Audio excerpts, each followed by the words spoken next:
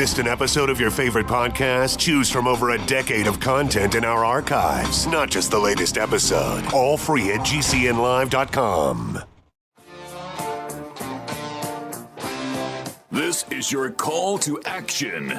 Get prepared, America. Economy, survival, energy, disasters. This is USAPrepares.com. Informative radio, educational radio. Interact now by emailing instructor@USAPrepares.com or text at 434-390-7953. Class, please take your seats. Now, your instructor, Vincent Finelli. Everyone all set? Cocked? Locked? Here we go. Your dial's set correctly to USA Prepares. We broadcast 2 hours from high atop the Missouri Ozark Mountains.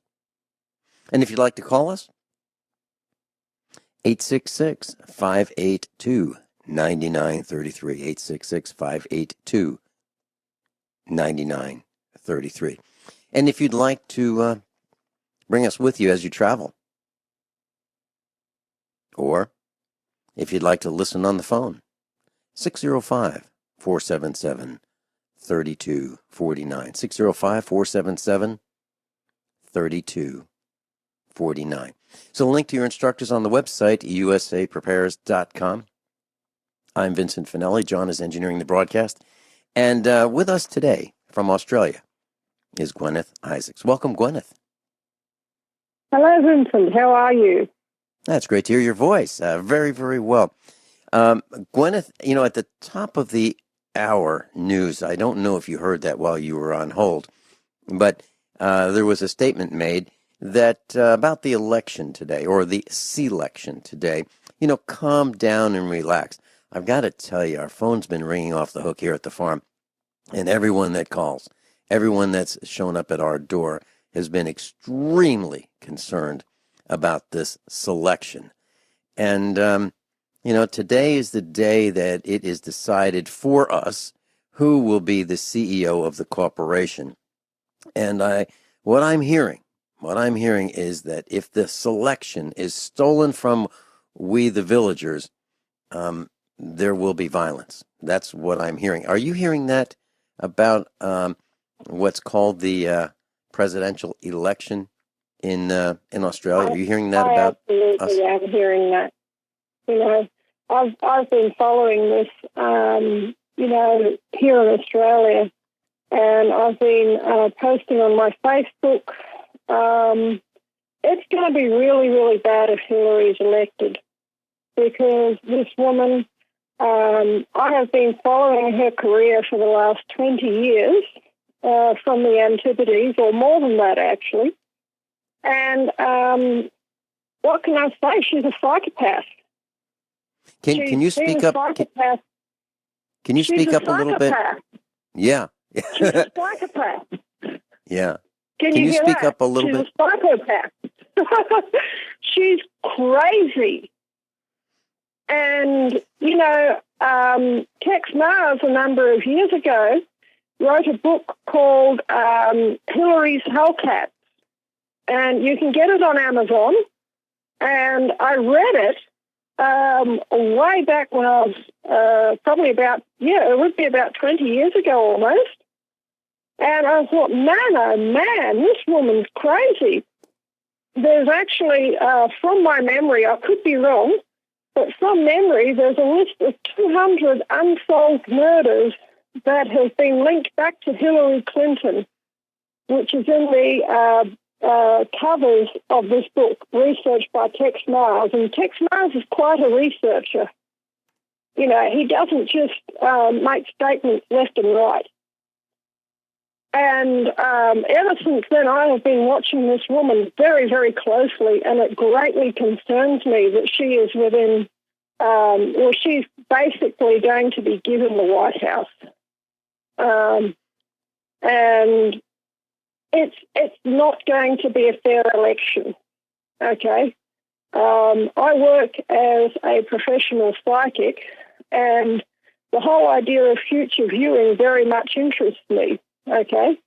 And I, as a part of my ongoing education, I follow other psychics and other people who are future viewers. So I follow, Courtney Brown and his Time Cross project. I follow Cliff High and the Webbot project. I follow, I've followed the work of John Titor, although he's not strictly a psychic, he's a time traveller, but even so, he gives a view on the future. And also David Wilkerson. These people have one thing in common, that there is a female leader of the United States at the end of days who ends up being completely evil and does a great deal of damage before she is done. And I certainly think that we have been thoroughly warned to not give this woman an inch of space, and she is really going to do a lot of damage when she gets in. I think that Trump will probably be elected, but they won't let him be inaugurated. That's the view that I'm getting from my metadata studies of future viewing. Okay? A lot of people say that, that she gets there, but not by fair means. You know what I mean? That Sure. She cheats her way in, basically, by some means or other. And so it's very worrying because this woman could, it would almost be a grace if she went and had a massive stroke or something like that. But I don't think she will because of the magnitude of evil spirits that are in her, which has come out, what Alex Jones was talking about her black magic practices. This is something that she has also been engaged with for a very, very long time. And, I think I posted also on my YouTube channel about her, and I said, wait until the satanic BS Coprollah hits the propeller, I think was the words that I used. And sure enough, it did, and I'm grateful that it did, because people need to know what this woman is really like. And in a word, she's evil. You won't get much disagreement from anyone who is in our broadcast classroom. There's a tremendous amount of concern.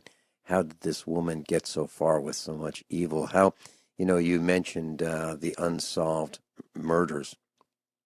If you just go to Google and you type in Clinton, unsolved murders, you'll see search results, the Clinton body count. You'll see Clinton death list. You'll see 90 suspicious deaths of individuals close to Bill Clinton. And I remember hearing this for years and years and years. And the last thing I would want to do is be a friend of the Clintons, because the likelihood of an early death is great if you're close to the Clintons. And even if you watch some of the television series like House of Cards, Scandal, and these are available on Netflix, you will see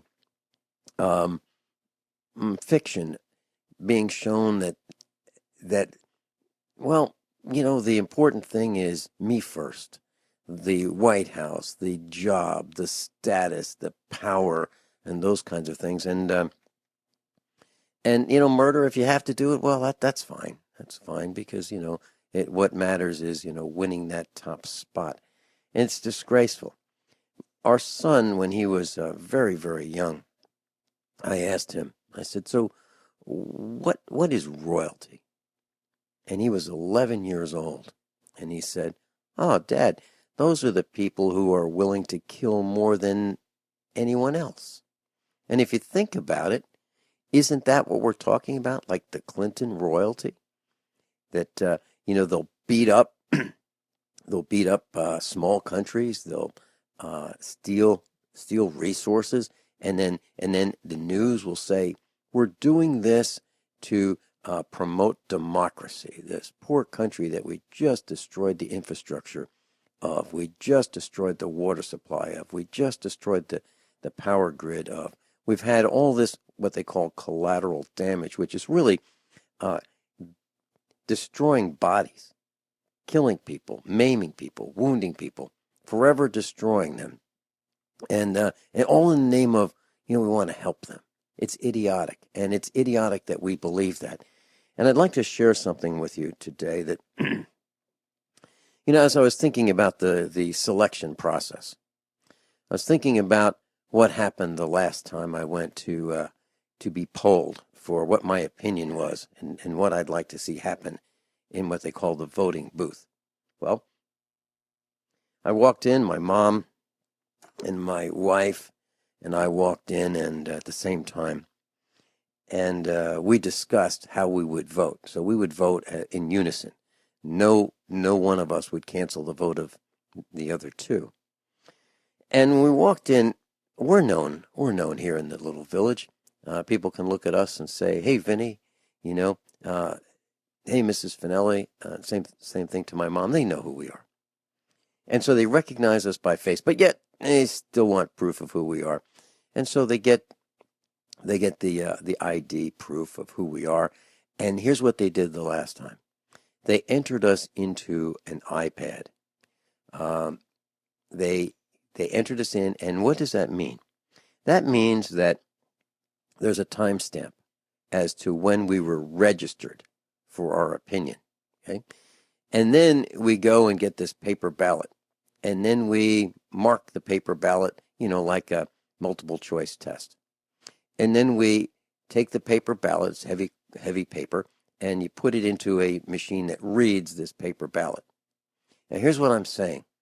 If you think that, at least in our little village, if you think that your vote or your opinion as to what you would like to have happen is confidential and private, I'm here to tell you, I believe, this is just my opinion, that I believe that this iPad voter check-in system with a timestamp and the 2 or 3 minute or 4 or 5 minute later taking that paper test and putting it into the reader, the timestamp can let them figure out with pretty good certainty who voted and how.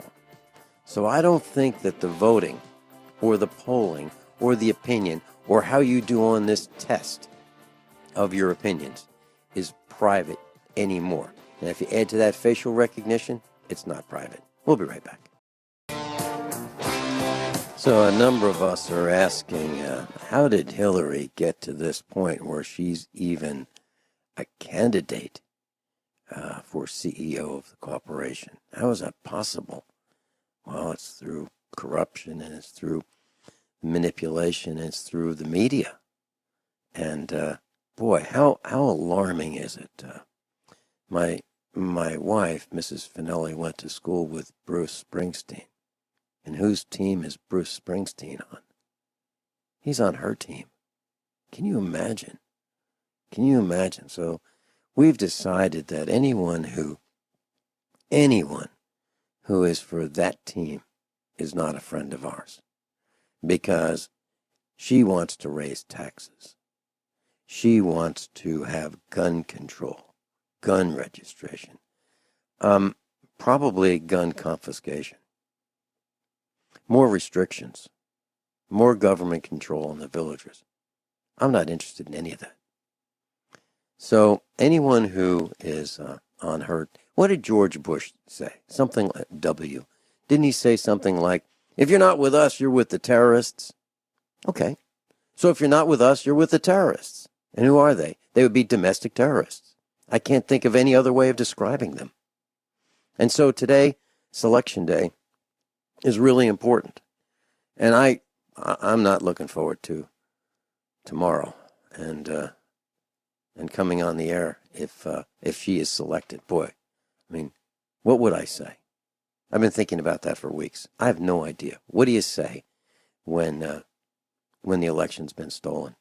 Can there really be that many stupid people and in America to allow this to happen?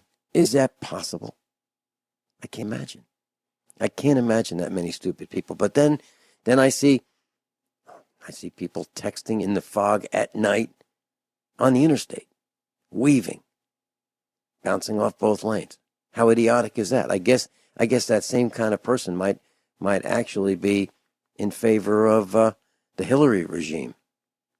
This whole thing is disgusting. It's an outrage. This is not the America that I grew up in, the 1950s and the 1960s. Guineith, any further thoughts?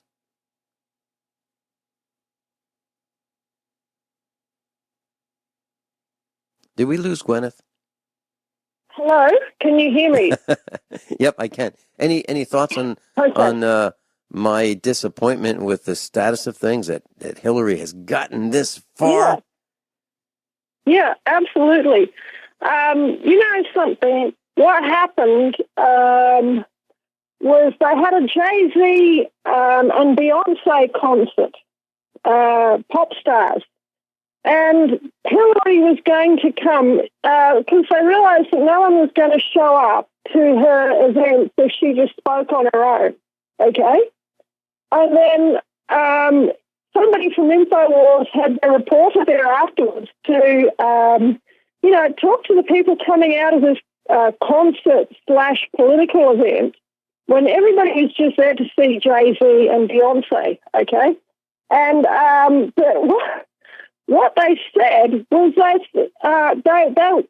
people who were being interviewed were asked, don't you think that it's a bit, wrong or sad that, this woman, she's been implicated in satanic ritual abuse and, black magic rituals. And do you know what they said? They said, oh, we don't care about that. We don't care about that. All we want is to see her elected because of some stupid reason. I forget what it was, but it was something like she's a woman. She's going to help the black people, blah, blah, blah, basically. That, all of the usual crap that has been put across to people that people are stupid enough to believe, and they basically were saying, we don't care that she's been doing black magic ceremonies in her spare time. We just want to see her elected because we like her. Yeah, and I remember people saying of Bill Clinton, what he does with his zipper, that's private stuff, and that's okay because that doesn't affect how he behaves in office. I guess that turned out to be wrong too. So, do you think that the ilk of Bill would rub off on Hillary and vice versa? I surely do. We'll be right back. Class, today is Selection Day, and Guineith Isaacs in Australia is with us. And Guineith, I'd just like to read a quick article, and then we can get on with the broadcast. This is from nymag.com, and it's titled, Bill Clinton Killed 50 People. Not directly, of course. That's what it says. And it was published November 17th, 2013. So here it goes. The Deputy White House Counsel, Vince Foster, found dead with a revolver in his hand just after filing a year's worth of delinquent Whitewater tax returns. Commerce Secretary Ronald Brown reportedly close to indictment for corruption when the Air Force CT-43 carrying him went down outside Dubrovnik. Former White House intern Mary Mahoney shot execution style and deposited in the back room of a Georgetown Starbucks. Luther Parks, head of security at Clinton campaign headquarters, said to have compiled opposition research file on Clinton's illicit activities, who died of multiple gunshot wounds. Former CIA Director William Colby, who had recently turned his attention to Vincent Foster's suicide. Kevin Ives and Don Henry, slain and then placed on railroad tracks. 2 of the 10 deaths with some connection to the Arkansas drug ring Clinton is believed by some to have helped cover up. 2 supposed mistresses, 7 prominent Democrat fundraisers who died under mysterious circumstances, and 28 bodyguards, escorts, and Secret Service agents, along with more than a dozen other witnesses and former friends, rivals, journalists, and investigators. That's a lot of people who died in unsolved murders, hard-to-explain suicides, accidents, even for a very sociable politician. End of the article. So I just wanted to share that with you, class. I'll post that on the website, USA Prepares, so you can read exactly what I just read for yourselves. Guineith, is that information discussed in your country, Australia, or is it not? Well, the ABC, I think they must be on the Clintons' payroll. Maybe that's a Freudian slip.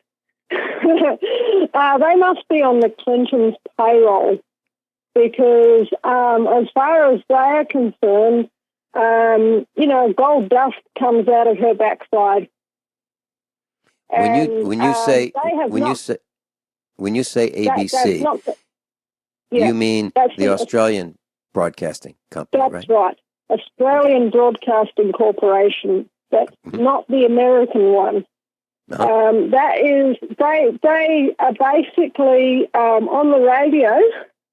They're the only news network on the radio in the whole country that broadcasts 24 hours a day, 7 days a week, just news.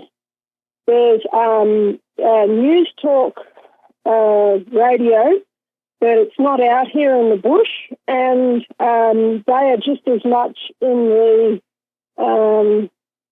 pay of whoever runs America as anyone.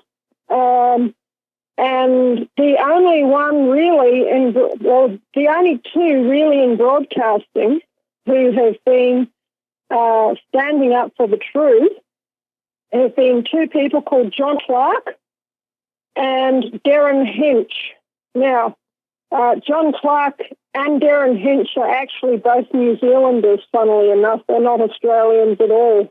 And I'm a New Zealander as well, and I'm wondering what's happened to all these Aussies, because I know of a few Australians who are common law campaigners, but somehow they're blocked out of the media. And, there's only these 2, John Clark and Darren Hinch, that are actually telling the truth. And Darren Hinch is especially vocal about the pedophile cartel because he was molested as a boy and he's just not leaving it alone. And he was recently elected as a senator, a federal senator in Australia, which is good for him. And he's been using his parliamentary privilege to name pedophiles, which has completely freaked out the mainstream lamestream over here.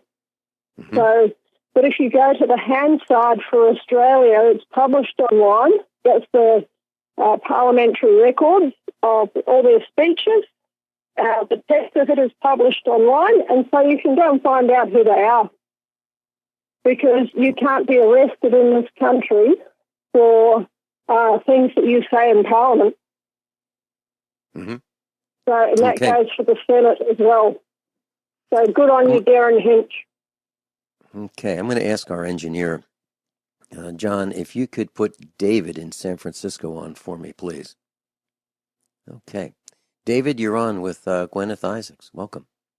Yeah, hi. I was kind of inspired to call when I heard her talking about Australian media and, like, sort of mind control techniques. Rupert Murdoch started in Australia, right?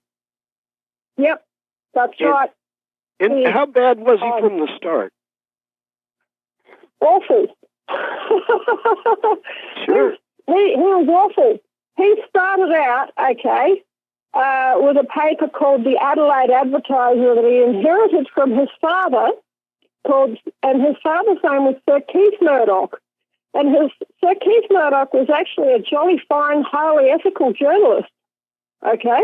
Was that his dad? And Sir Keith Murdoch married Elizabeth Murdoch, who was quite a bit younger than him, but they had a long and happy marriage, and Elizabeth Murdoch was a lovely lady, and how they came up with Rupert is quite beyond me. But Sir Keith's big scoop that made him famous was he was the one who exposed the Boer War concentration camps that the British were running, that were locking up all the Afrikaners, which was more or less the model that the Nazis used when it came to dealing with the Jews. Right. And Sir Keith blew the lid off of that back in the day. That was his dad? That was his claim to fame.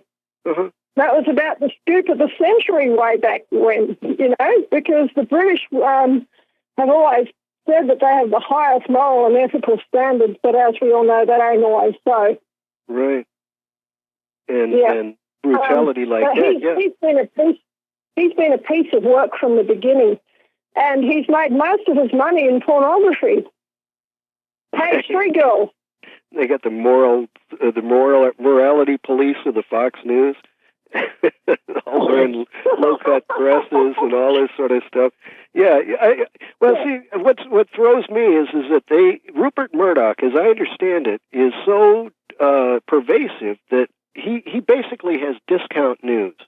And so the most people in the world take his stuff because he's the cheapest in town. And then he just spins lies all through it. So that's how rumors start. That's how news stories are floated. And a lot of it is just hokum and discount news. No inspection, no oversight. And so now the world is like torn apart, by two stupid candidates, and it's all because of a guy like Rupert. Yeah, that's right. And the only one who ever was a really serious challenge to him was another guy by the name of Kerry Packer, who owned about the other half of the newspapers in Australia that Rupert didn't own. And his empire was called Fairfax Media, and he died a number of years ago. And his son, Sir James Packer, supposedly Sir James, has inherited his empire, bought a casino, and managed to lose a vast amount of money running the casino. So he's probably the only person in history, probably the only soul in history to ever lose money running a casino. Right. I don't know if you know it. Well, out here in San Francisco, probably an early predecessor of his was William Randolph Hearst, who was able to create. He created the Spanish-American War totally out of spite. Was it the famous artist Remington? The famous artist Remington was down in Havana, Cuba, when the battleship Maine exploded like 100 and something years ago. And real quick, William Randolph Hearst he telegraphs the artist and tells him, send me some drawings of battle scenes. Because Hearst was trying to play it up that the ship exploded because of Civil War, but in fact it was a total hoax. And Remington writes back, he says, there's no battles down here. And Hearst shoots back another one and says, show me battle scenes, I'll give you a war. And he did, and Hearst owned so many newspapers that he basically jump-started the entire nation into a war that didn't happen. And it turned out 100 years later they inspected the hull of that ship, and it turned out it blew up from the inside, which meant it was a coal fire. And so the whole the whole Spanish-American War was fought for years. Vast amount of land was conquered, so to speak, and ended up run by dictatorships in order to satisfy Hearst's lust for war. It was pretty amazing. And and so Rupert doing 2 or 3 wars. What I'm leading up to with Rupert is Dick Cheney, our Vice President Cheney, had Halliburton as his big company for a long time. And lately he's gotten into another company called Genie Oil Gas. And they have the fracking rights of the Holy Land. And so he's got like 53 square miles of the Golan Heights. And his business plan is he wants to run a pipeline across Syria into Turkey and create customers in Europe. They get the high dollar for that gas. And unfortunately, Syria doesn't want that pipeline crossing their front yard. So ISIS is Dick Cheney's private army. Hey, thanks for your time. Can you see the Battle of Armageddon happening on account of that? You want to hold over? They're running it right up the middle of the Hamagata Valley. I don't know if they are or not, but it wouldn't surprise me if they did. David, we can hold you through the break for a couple minutes. Okay, we'll be right back. Class, if you'd like to have a link to Guineith Isaac's Facebook page, I guess go to usaprepares.com, page number 1, and it's ready for you. David, in San Francisco, if you could go very quickly, that would be great, because I've got a couple quick things we need to do before the end of the broadcast with Guineith. David? Are you there? I'm here, and she just raised something, and I didn't quite catch it. I said it would be really interesting if this pipeline ran straight up the middle of the valley of Hamagata, which runs through northern Israel up into Syria, because that is the location of the Battle of Armageddon. Well, genie in a bottle, that's how you spell it. And these guys, I don't know, since Cheney doesn't actually have a heart, maybe, do you think he did that for tax purposes or so that he couldn't be prosecuted as a living human? I don't know, but I know what a genie is. In the Arabic world, it's an evil spirit. And the Cheney is kind of close to genie, yeah.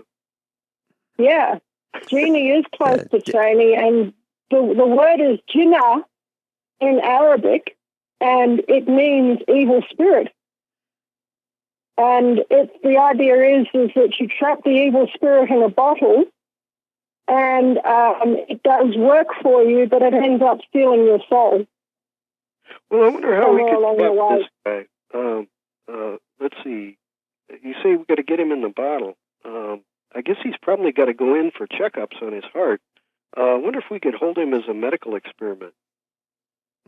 That's right. David, he's got an artificial heart, hasn't he? An infection, or something like that. Yeah, David, we got to run. I've got a couple. Sure, thanks. That's it. A couple quick things that I need to go over with Guineith. Hey, David, thank you so much. I appreciate the call. Guineith, yes? You called me several days ago, and you were very concerned about what's happening in the power production system in Australia. Yes, what's going on there? This is very important. They're going to be shutting one of the main coal-fired power stations here in Australia. I'm glad you reminded me. I've completely forgotten. It produces a quarter of the electricity for the state of Victoria. And there's 3 other coal-fired power stations, okay? 2 or 3 other. I think there's 2 others, and the rest of the electricity in the state is generated with wind power and with solar, a small amount with solar. But you know something? This is because of the Paris Treaty that this coal-fired power station is going to be shut down, okay? Now, the other one of the power stations that's also probably going to be shut down within the next 2 or 3 years is at Portland, and that supplies electricity to an aluminium smelter, which is a major source of industry in that area. And without the coal-fired power station, the aluminium smelter is going to close. And so what we're looking at in the next 2 or 3 years is losing 2 or 3/4 of our electricity generating capacity in this state. And that is going to cause a major economic collapse here in the state of Victoria. And we have a population of 5 million people in this state. And in rural Victoria, not so much in Melbourne, which has a population of 3 million, but there's 2 million people living in rural Victoria, and our economy is absolutely struggling. The globalists are shutting down our economy left and right, and it's going to be really bad. Guineith, I really appreciate you. I appreciate you calling in from Australia and giving these updates. Yeah. Yep, and some people may say, you know what, we don't need so much electricity because, well, there won't be so many of us who survive the threats that have been unleashed on us. Guineith, thank you again, and we look forward to hearing from you soon. We'll be back after these top of the hour commercial announcements and news.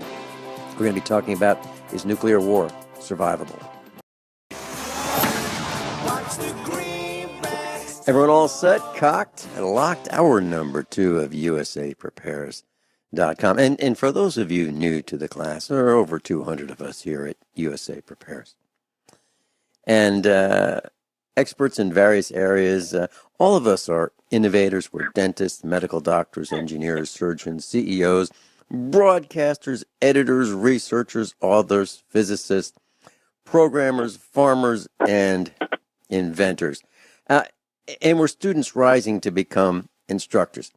None of us is capable of holding down a job. And I'm delighted to introduce your newest instructor, Shane Connor, and his website, goodnewsnuke.com. Welcome, Shane. Hey, Vincent. Thank you for having me. You're welcome. It's delightful broadcasting with you. And I'm delighted to welcome you to the faculty. So goodnewsnuke.com. And, you know, I have in the studio civil defense survey meters. And you and I were talking about this. And I guess these ultimately came from you because you bought the most of the inventory from the federal government. What happened? What happened to the civil defense program? Because I remember back in the 1950s and the 1960s, our teachers in elementary school saying, "Okay, we're gonna have a little drill today, and what we're going to do is we're going to leave our class seats very, very quickly but orderly, and we're going to go into the hall and we're going to sit with our backs against the wall, and we're going to put our heads down, and then we'll come back to our classroom, after a couple minutes." We used to do that. We don't do that anymore. What happened to civil defense in the United States? Well, it was an early casualty of political correctness. We've had 60 years of the disarmament movement trying to dissuade anybody from any alternatives to their agenda, which was to ban the bomb. They wanted everybody to feel that there's no surviving any nuke. Your only chance at survival is to go ahead and ban the bomb completely. And unfortunately, after 60 years of this, most people feel today that if a nuke were to go off anywhere, that the best they can do is bend over and kiss their butt goodbye, which is unfortunate because it's going to be a self-fulfilling prophecy for these people that if you think you can't survive, you're not going to strive to learn how you could, and thus you are going to be a casualty. So after Reagan left, the first Bush administration started the curtailing the FEMA state partnership that had these meters in every county in America and fallout shelters. And then the Clinton administration totally shut it down. And we've only got half a dozen states that kept their labs open, kept their meters, and they're still out there, primarily for EMS and fire departments, not for the general public. Texas, Ohio, Florida, and a couple other states have kept their program up. And primarily they're concerned about trans-state shipment of radioactive materials. If they had a train accident or a truck accident, they could respond to it. So anyways, we're largely on our own because the politicians have also bought into the myth that nukes are unsurvivable. And unfortunately, 90% of the expected casualties are 100% avoidable if only people knew what to do and not do. Okay, so why don't we talk about that? So what on your website, you have another website as well, and it's called KI4, the number 4, and the letter U.com. If you go there, there's a link that says what to do if a nuclear disaster is imminent. Can you give us a instruction on what should we do? So we listen to the radio and we're here, they're coming, it's going to be, just a few minutes and they're going to be here, duck and cover, or what do we do? What do we do? Well, the first thing, too, that everybody needs to be taught, especially your children, is that if there is a sudden surprising bright flash, brighter than anything you'd ever seen across town, the last thing you want to do is run to the nearest window to see what it is. And we saw this in Russia with that meteor strike a couple of years ago. They had 1,500 casualties, and this was from people rushing to the nearest window to see what the bright flash was. And the shock wave is delayed. It's like lightning and thunder. You see the flash first, the thunder comes later. Well, the shock wave is also delayed, and they had 1,500 casualties. In the goodnewsnuke.com article, we talk about one teacher there. For whatever reason, she had everybody duck and cover, would not let them impulsively rush to the windows. She was still standing up as she's making sure all the kids are hunkered down. And when the blast wave came, she was actually injured. I mean, it was serious enough. But none of her kids were. But other kids in the school that had just rushed to the window with their teachers, they had a lot of casualties. So the first thing is duck and cover. Any bright flash, hit the deck. I mean, even if you're caught out in the open, you're 8 times less likely to be hit by the shock wave or to be picked up by it and thrown against something, 8 times less likely just to lay down flat on the ground. We're dealing with a 3-second tornado strength wind, and the last thing you want to do is have your nose pressed against the closest glass window. Excellent point. So if you're outside, get down on the ground and make yourself as close to the ground as possible. Is that correct? Absolutely. And if you have a chance, this bright light is going to be casting some big shadows. And if you're in the light area, go ahead and dive behind something that'll put you in the shade and out of the thermal energy as well. And this is so easy to do because you're going to have on the order of 5 to 20 seconds before the shock wave arrives. We've seen those pictures of the explosions where, for instance, the rocket fuel place went up, and you could see that shock wave going out from the center of the explosion. So you got this bright light, brighter than anything you've ever seen in your life. Hit the deck. Don't rush to the windows. Get below windows. Get down. And it's going to show up within the next 2 minutes. And it's going to be over in about 3 seconds. It'll blow through, and then that's it. And that's a lot of your casualties are going to be people that did not do that.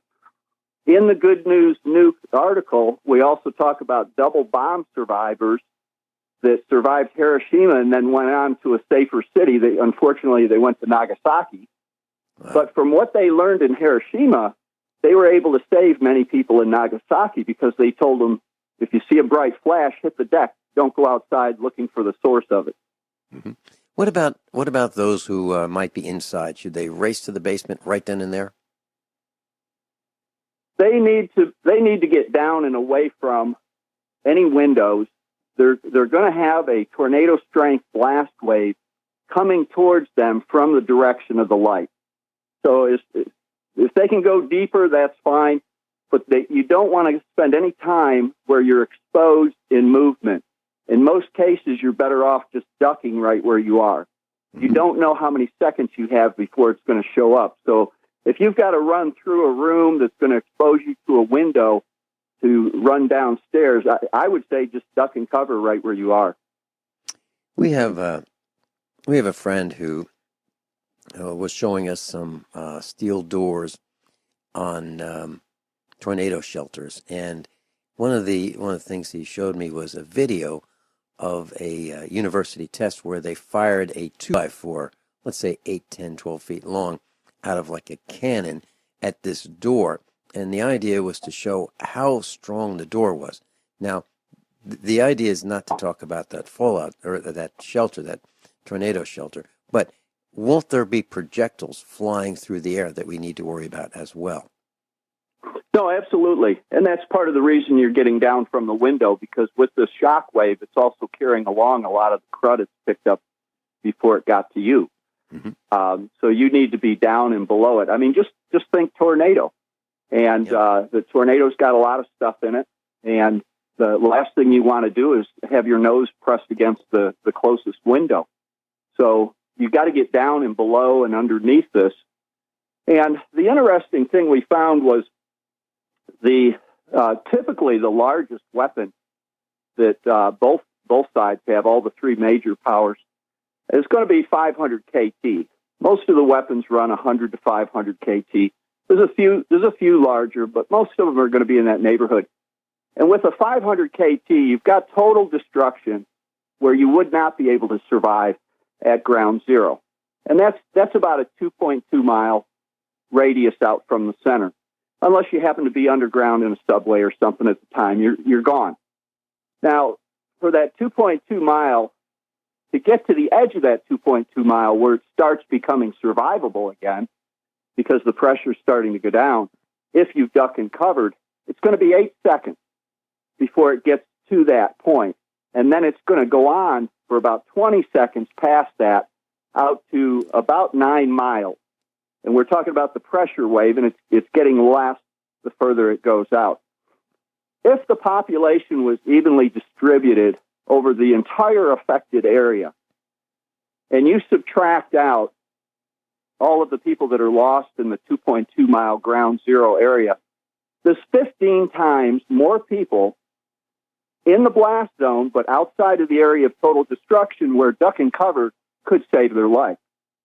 Over 15 times fewer casualties are possible when everybody knows to do duck and cover. But what's going to happen today? If it happened today, every kid at school, everybody at work, everybody at home, if we had a bright flash on the other side of town, they're all impulsively rushing to the nearest window because this is no longer being taught. And this is really tragic. And it's going to be such a needless loss of life. Think of that, 15 times more casualties simply because people weren't taught. And that's a really good point, because as you were saying that, I was reflecting. I believe we were taught that 2, 3, or 4 times per school year in the 1950s and the 1960s, just to make sure we knew what to do. And now we're not being taught at all. Shane Connor. And his website is at usaprepares.com in the instructors tab. We'll be right back. Shane Connor's with us, and the website, goodnewsnuke.com. Shane's got 17 years in the business of civil defense equipment and education. He's got the largest inventory of civil defense era survey equipment in the country. And he's got the largest non-government radiation calibration lab in the country. So he's been in this for a long time, and he really has a handle on what to do. So I'm at the Good News About Nuclear Destruction website. Shane, when we move on to some of the things that we need to think about, like what to do if a nuclear disaster is imminent. What do we do? Do we stay? Do we go? How do we make that decision? Well, it's a tough decision. You've got to have thought all this out beforehand. it's kind of like playing musical chairs. You could be anywhere during the day. And you need to know that in your regular travels to work or to school or picking up the kids, if that bright flash happens, you need to know where you would go. And you need to be looking at places besides your home if you couldn't make it back to the home where you might have to sit it out. And there's an awful lot of opportunities here. When you're dealing with fallout, understand first that the plume is going to go downwind, and it's a relatively thin pizza slice. Maybe 5% of the compass rose is going to be affected. So a lot of people that make preparations, the fallout's not even going to come to them. But everybody needs to know how to do it because we don't know where you're going to be relative to the wind and where the bomb went off. But what you're looking at is 48 hours. The fallout is dangerous because it's giving off so much energy, which also means it gets weak very quickly. It dissipates. In the first 7 hours, it's going to already have lost 90% of its lethal intensity. And another sevenfold increase in time, 7 times 7, roughly 2 days, it's going to have lost 99% of its lethal intensity. So even if you got yourself into an expedient, cramped, uncomfortable situation, you can put up with anything for 2 days if it provided you enough distance and shielding from the radioactive fallout if it happened to come where you are. For most people, movement after the nuke has gone off, if it's anywhere near close to you, I'm not talking 100 miles away, but if it's anywhere near close to you, your best bet is going to be to hunker down right where you are. It's not going to be to get out on the road because everybody's going to be doing that. The roads are going to be clogged up. You're not going to make that quick 3-mile trip as fast as you might have otherwise. Most people just needed to stay home because the fallout wasn't even coming near them, but you're going to have a lot of people out on the road. Most people will be better served to just stay where they are rather than risk being caught out in the open, caught in traffic, and then exposed with no protection whatsoever. You know, as you mentioned this, I was stranded in Maryland. I live in Missouri, and I was going to a high school reunion, my 45th. I never made it there, and I was stranded at a rest stop for 2 days, and I with my wife, Mrs. Finelli, and I said, you know, this is really a good test, and it's great being stranded here, even though it's a little uncomfortable, and even though we don't have any heat in the vehicle, but we do have blanket and we do have some food and water, so we're pretty good. It was a great test to see if we could just stay where we were for a couple days, and I didn't know why. And this was just within the last 10 days that this happened. So I think I know you're absolutely right. You need to discuss this with your family and figure out where you're going to go, who's going where, so you don't go looking for each other and cross paths and not find each other, right? No, absolutely. For any natural disaster, civil disturbance, financial crash, whatever happens, you need to have contingency plans for, if everything goes to hell, if you're here, go here. If you're here, go there. And so you know where to expect your other family members when you're able to move around again. And let's go. For the rest of this broadcast, why don't we go down the list of, what to do if a nuclear disaster is imminent? We did stay or go, but then what do you do first? Then food, then water, then shelter. What do you do immediately? How can we build a shelter? Where do we get plans for that? Where do we get ideas for that? And then essential details and so forth. We'll be right back. Shane Connor's with us, and you can go to his website, goodnewsnuke.com, goodnewsnuke.com, and he has another website, the letter K, letter I, the number 4, the letter U, KI4U.com. Shane, so what do we do if we know it's coming? What do we do first? You say that you need to delegate and assign different adult family members to specific tasks. Can you share with us specifically what we need to think about right now? Because we could be in the path of nuclear destruction at any second, right? No, absolutely. We wrote the Good News Nuke, and also the documented points to what to do if a nuclear disaster is imminent. We wrote them for an audience that largely doesn't exist yet. We understand that the majority of people are not going to read this information until something has happened in the world, whether it's here or Pakistan and India trade a nuke, or Iran or Syria kicks up, or North Korea gets really belligerent. Until a nuke has gone off somewhere in the world, most people, they want to think about anything other than this. But when it has happened, everybody's going to be in a panic. We're going to be sold out in 24 hours. So we wanted to write these documents for that coming audience and concentrate on what they can still do and acquire locally. And there's tons that people can do in resources that they have locally that if a nuke comes closer to home, or another one comes, they're going to be able to locally put together whatever they need to do. So let's say a nuke has happened overseas and you've got this information at hand. You're going to be directed for what supplies to go get, what food to get, loading up water at the house. You can never store too much water. And if you have enough adult family members while that's going on and somebody's grabbing the supplies while everybody else has got their, the deer staring into the headlights going on, trying to figure it out. If you're in motion and you can do some of these things while the stores are still good to go to, other adult members at the house can go ahead and commence building your fallout shelter in the house. And what we're trying to do is maximize mass around where you're going to hunker down for 48 hours, and also position it so that we maximize the distance away from the fallout that will be outside, on the roof, on the ground, in the tree leaves, etc.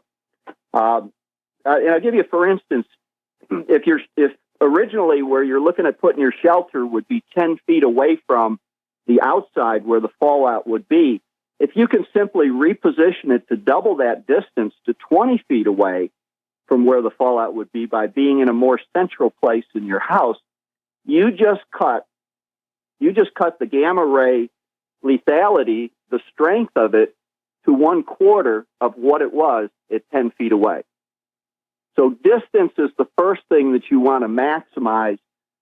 And if you have a basement, great. We're going to go down in the basement and do something. But everything we're talking about can be done on the ground floor. If you don't have a basement, you're just going to want to maximize the distance and pile up anything that has weight, has mass, and will absorb some of the gamma radiation.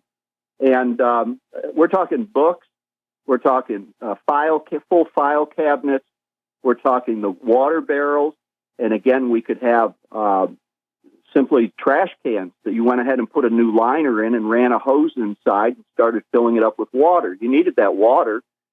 And if you're on a ground level floor where you don't have to worry about putting too much weight on a floor below, you're going to want to position your water and your food and your ammo, all of this stuff. You want to encircle yourself with it in the smallest space that's still comfortable, and also have a top to it. If we got under a heavy table or pool table or anything else, so that we can pile more weight on top of it and simply get as much weight around you as possible. It will be absorbing the radioactive gamma rays from the fallout that'll be coming right through the side of the house. These are like X-rays, and it will absorb it. I mean, 2 feet of earth, or 3 feet of cordwood is going to make a huge difference. And anything that has weight, you want to add it to this encirclement that you're going to do. And we have pictures of this and how to do it, and we have videos of people doing it. I have a video on the What to Do If a Nuclear Disaster is Imminent by Crescent Kearney doing this at his house. He's the fellow that wrote Nuclear War Survival Skills book. And he's showing how he's doing it with cardboard boxes that they simply threw dirt into. And he piles them all up and around in a pile, and they crawl in under there. And again, 48 hours later, yes, you're cramped, uncomfortable, et cetera, et cetera. 99% of the lethal intensity is gone. You can, at that point, safely join the evacuation, but in a lot of cases, you don't even have to do that. It's over. So you're not having, what we want people to understand is you don't need a $60,000 bunker out in the backyard. We don't want people disqualifying themselves from doing anything because they think it would require such a high hurdle that they're not going to have the time or money to do. So this is the key. The free information that we have is more important than any of the products we've ever sold. And if we get enough people reading it in time, it'll save more lives than the 30,000 nuke alerts we've sold in the last 17 years, and the 8 million doses of potassium iodide and everything else. Knowledge is the key. And when we're sold out and everybody's in a panic, we want to make sure they've got the knowledge where they can do and acquire things locally that'll make all the difference in the world. You mentioned potassium iodide, and there was a panic when Fukushima went off. And I mentioned to a friend, why don't you go pick up some? So he raced over to a store that had some, and they had five bottles. And he said, okay, I'd like to buy those, but he didn't have all the money. So he said, let me give you this deposit, $20, and I'm going to an ATM. I'll be right back. And when he came back, there were less than 5 in the bag. So what happened was even the store panicked and took out some for themselves of what he just agreed, and they agreed to sell him. So you're absolutely right. I can see, and this happened within minutes. Okay, they decided they weren't going to honor their agreement because they thought he might know something that they didn't know, and so they were going to keep some for themselves. Bottom line is, you're absolutely right. I can see the highways filling up with people in a panic, and it's every man, woman, and child for him or herself, and it would be chaos. So, in this line of discussion, how do you answer the question? I've seen these videos. Someone's saying, I've seen these videos. I've seen the images of the fallout shelters from the 1950s. And you know what? They wasted their money. They filled them up, and now all the food that's in there is rotten. The water is unusable, and the mattress has mold on it. They wasted their money. How do you respond to that? Well, I'd ask them, you consider it a waste of money that you've been paying for fire insurance and your house hasn't burned down yet. Are you mad that your house hasn't burned down yet? Great point. I'm with you. I am absolutely with you. And it's insurance. And, most of the preparations, when you get into it, the food and the fuel and all the different preps and the toilet paper and all this stuff, with most of the preps, they're going to serve you for any disruption in service, not just nuclear. I mean, what if you lost your job? I mean, that happens a lot. Wouldn't it be great to at least not have to worry about food for 4 to 6 months while you're looking for a new job? No, you're absolutely right. And who hasn't lost his or her job recently? Yeah. I mean, or we could have Ebola virus where we all have to stay home, self-quarantine ourselves for weeks or months, who knows what. And again, you're going to be able to use these supplies. And a big thing we're going to be looking at, of course, is a financial, monetary, economic collapse, civil disruption, or any cascading combination of those, one after the other, where you're going to be wanting to stay home and the services may not be available. Electricity may not be on. Water may not be running. So, but even if none of these bad things ever happen, the majority of the preps that you're making, you've already saved money because for a lot of them, you bought them in bulk. And if nothing bad ever happens, you can always use the toilet paper, eat the food, use the fuel that you put the preservative in. And you haven't wasted money. You saved yourself some trips to the store, and it's a pretty good guess that all the stuff you bought is going to cost more next year anyway. So if you can stock up, it's dumb not to. Even if you don't expect a disaster to happen. I totally agree with you. And, over the last several days, we've had friends visit the farm, and they just show up, okay? And we didn't have to say, hey, we're so glad you're here. By the way, if you're hungry, we don't have anything. If you're thirsty, we don't have anything. That's not what happened. So we are prepared, and that's all we're talking about. All we're talking about is having what you need in advance of what you need it. That's what preparation is.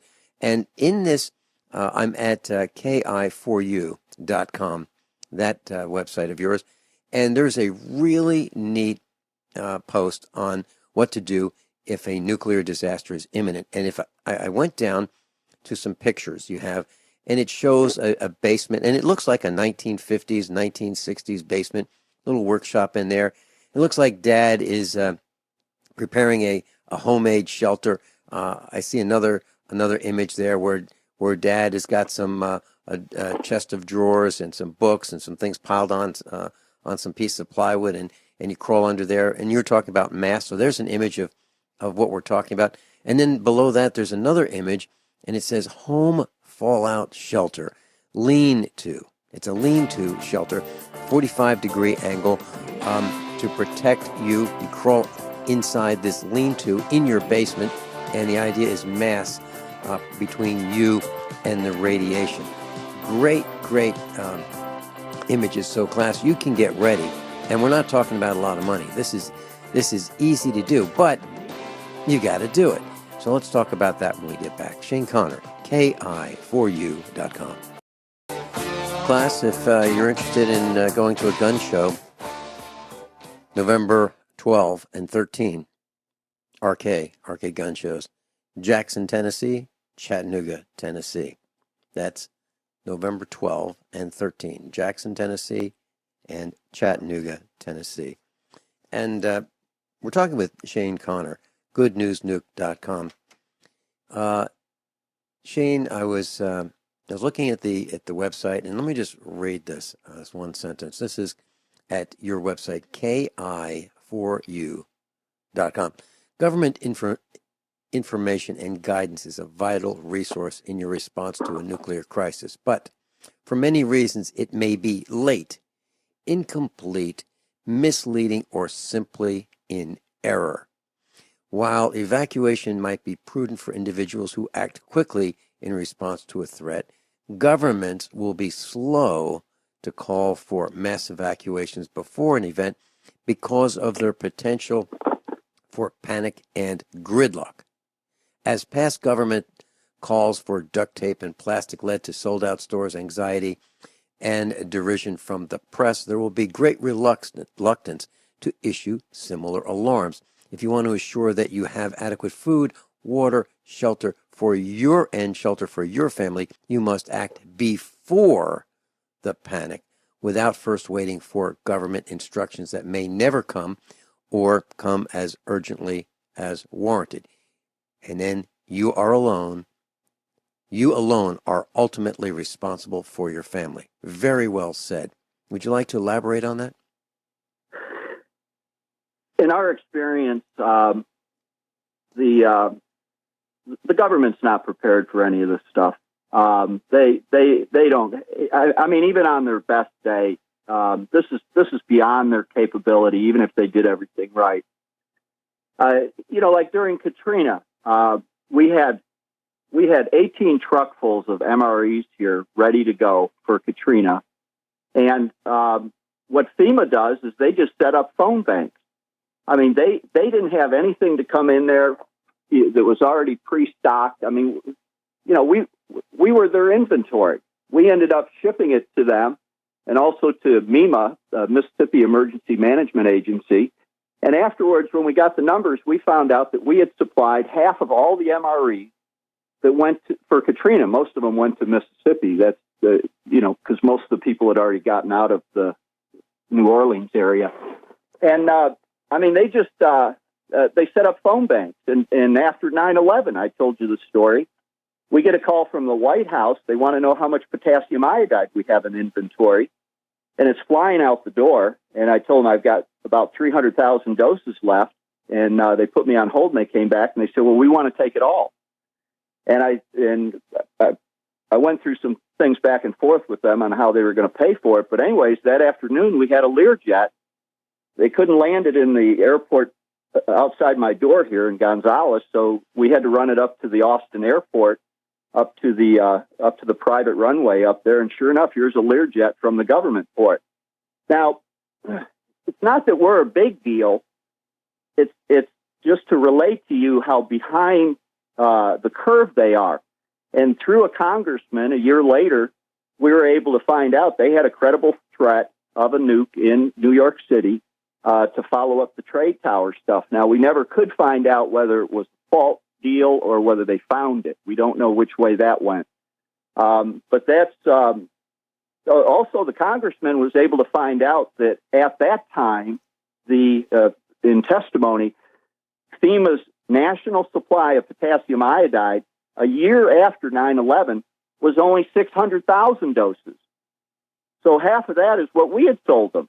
And they still did. That's 600,000 doses. That's enough for that many people for one day, if you could get it to them. Now, I assume they've got more today, but you're on your own. When something happens, you're going to be on your own. Okay, I was at your website, ki4u.com, and I see a CDV 700 survey meter. I've got one of those. A CDV 715. I've got one of those. A CDV. Those are both survey meters. One's a Geiger counter, and a CDV 742, a mid-range dosimeter. And you've got a Nuke Alert meter as well. Are they still available? Yes, they are. And Okay. the Nuke Alert is a very good instrument to have. It runs 24/7. It's on your keychain with you all the time. There you go. ki4u.com. Shane Connor, thank you so much for being with us. I'm looking forward to seeing you again and again.